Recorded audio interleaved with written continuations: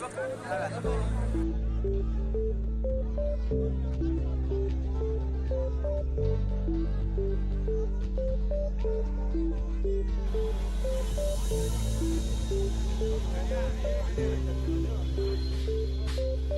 बज रहा जी?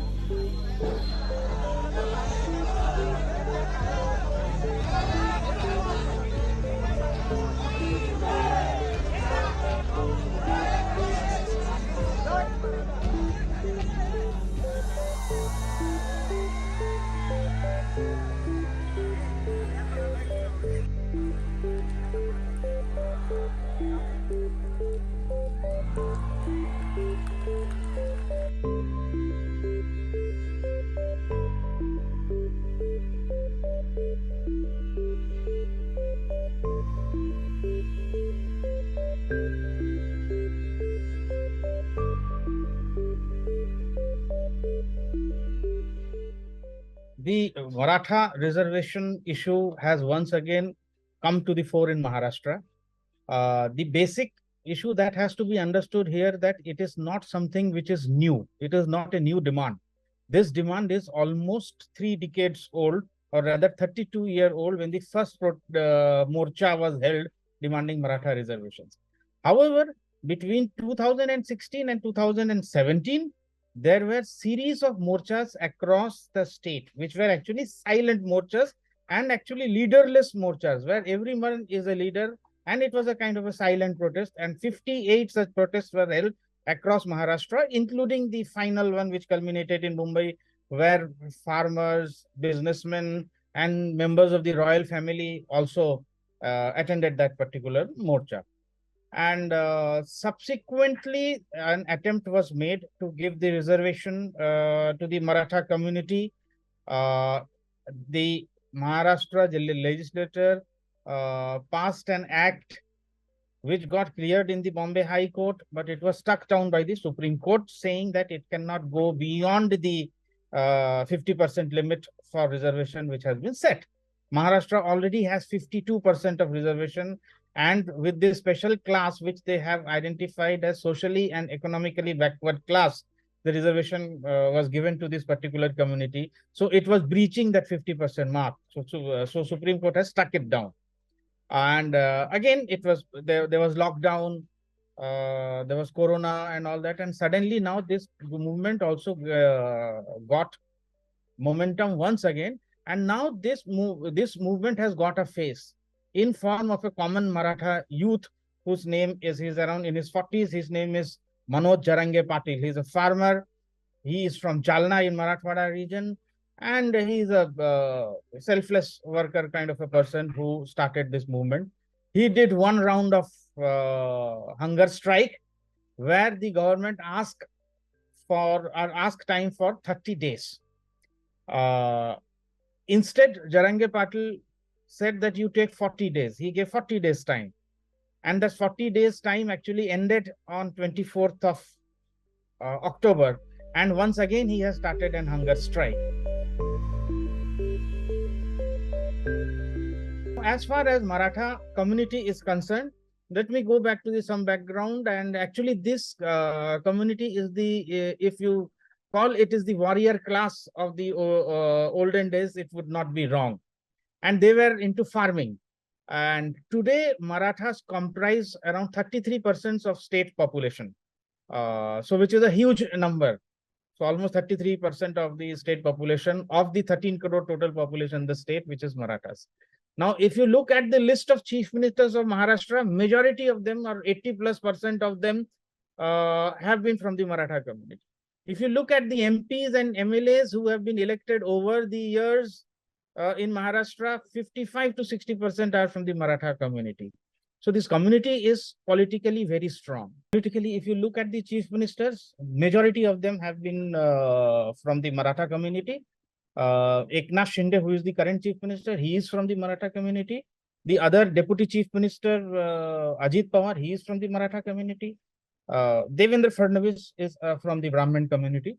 Now, if you look at the NCP as a party, now NCP is totally controlled. It's a Maratha party. Sharad Pawar himself is the Maratha. He is one of the biggest Maratha politicians, and we often call him We often refer to him as the Maratha strongman. In news reports and everywhere you would have found him. So he is a Maratha leader.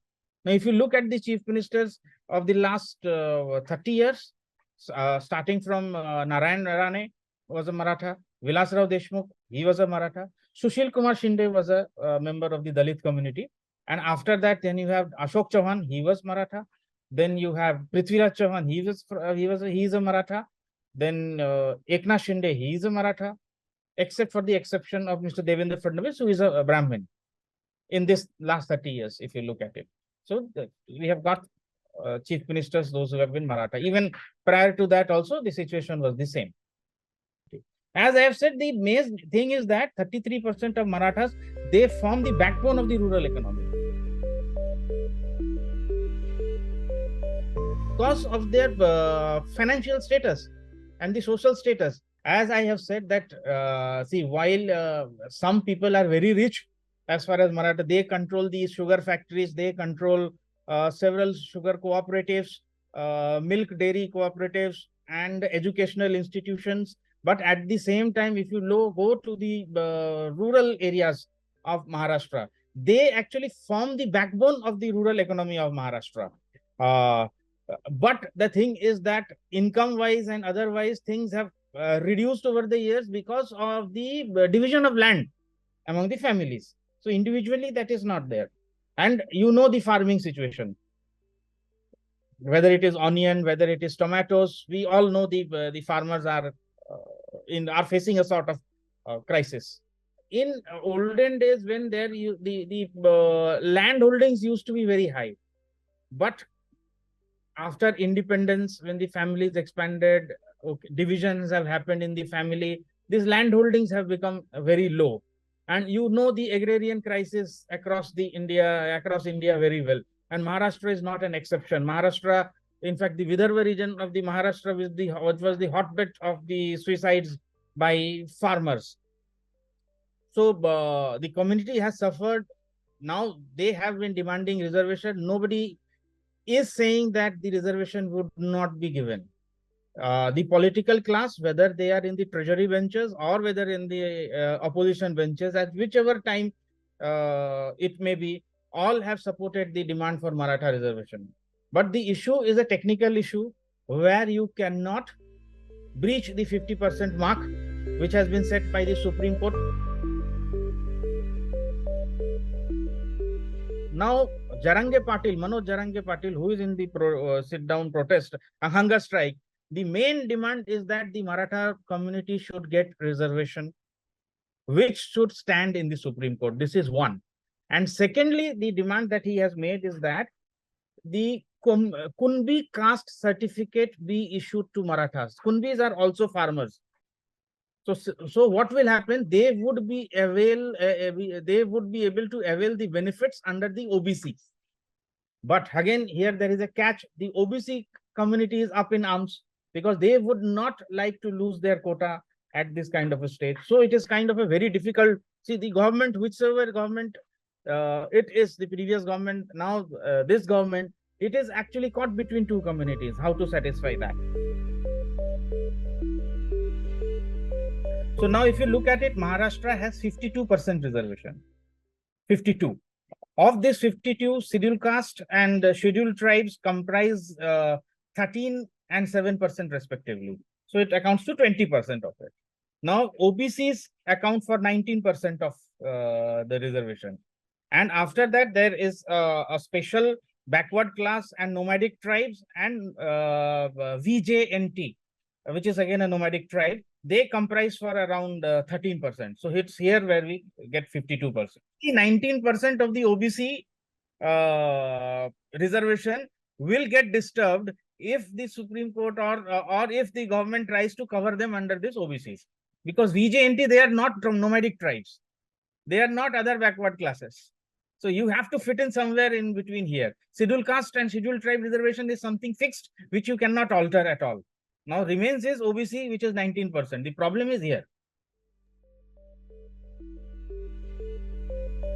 Now see, the thing is that in next year, we are having the Lok Sabha elections, 2024.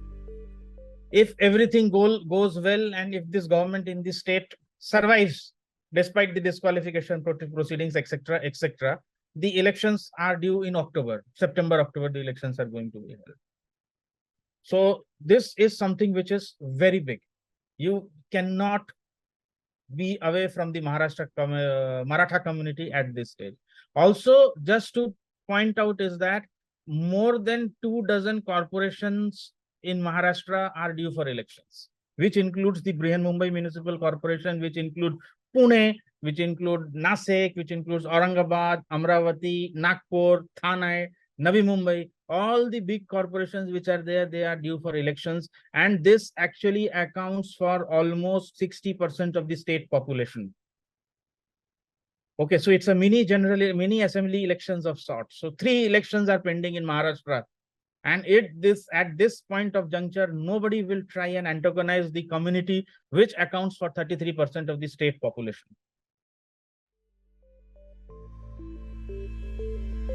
So the cabinet actually unanimously resolved that reservation has to be given to Marathas.